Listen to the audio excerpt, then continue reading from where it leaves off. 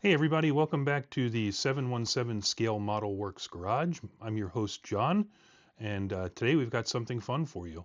For those of you who have been following me for a while, you'll know that I mostly do build-up videos. I'll build kits that I like, I'll comment on those kits, sometimes I'll rate them, but basically build up. I basically want to share some of my skills and some of my creations with all of you, and I think we appreciate all of that. I know I appreciate the other build-up videos that I watch, but I do want to give a shout out to my buddy Joe up at the Big Sky Model Works for the inspiration for today's video.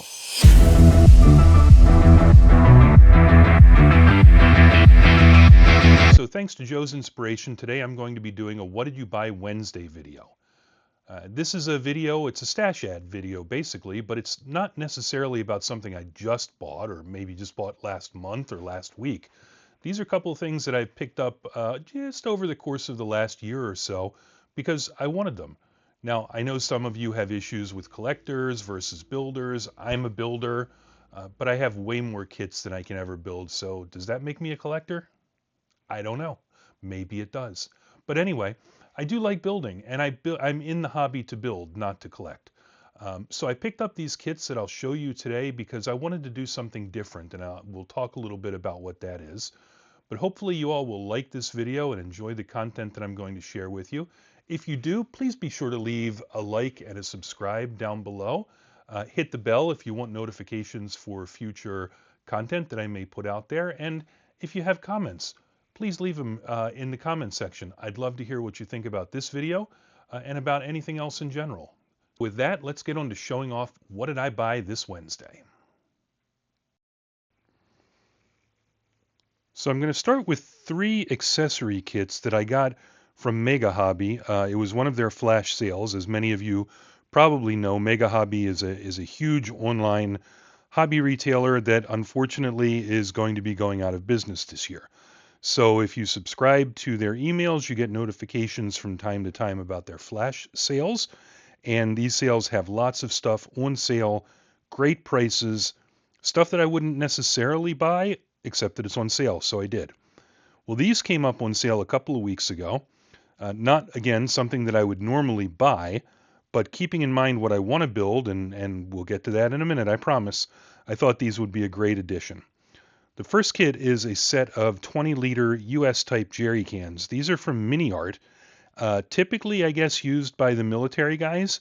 I'm not a military guy. I typically just build cars and trucks.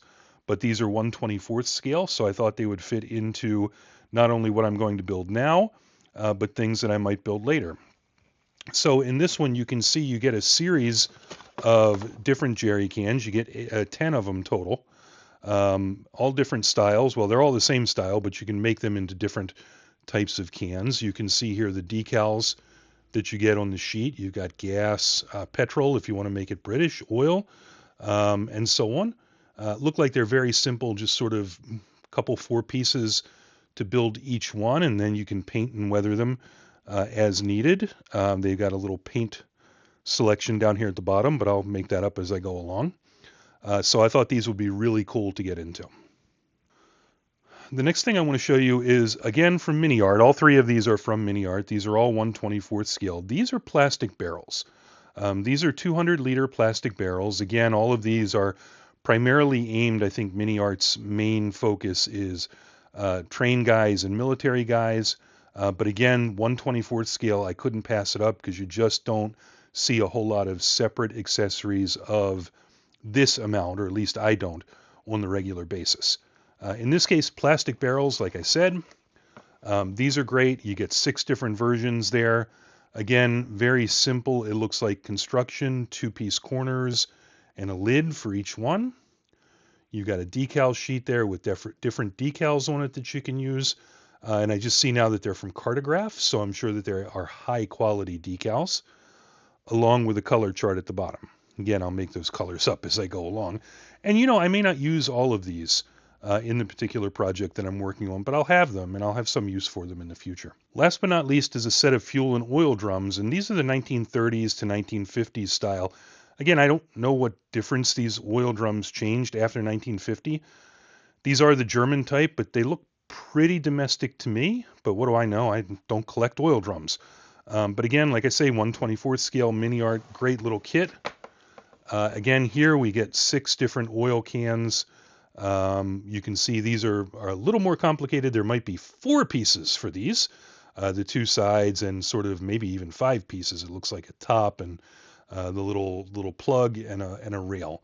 So those are nice. They don't give us a picture here of the decals, but I guess you can see sort of here what's available separately for each one. You've got Shell and SO and a diesel